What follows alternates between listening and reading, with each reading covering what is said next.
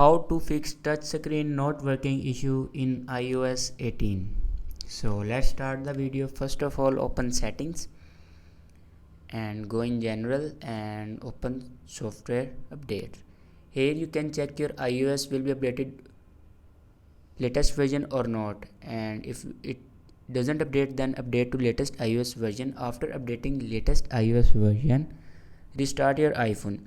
For restart your iPhone, press and hold power button and volume down button at the same time and slide this icon to right side to power off your iPhone. After restart your iPhone, your problem will be fixed.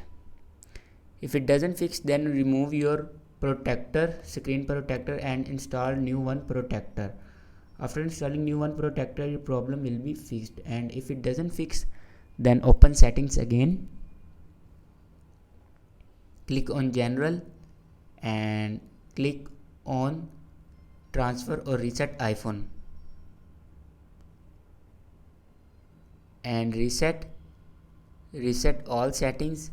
Here enter a passcode to reset all the settings, and here you confirm to reset all the settings. It will never destroy any other data like photos, videos and other data. It will destroy only settings. It will reset only settings. After reset all the settings, your problem will be fixed. Thanks for watching this video.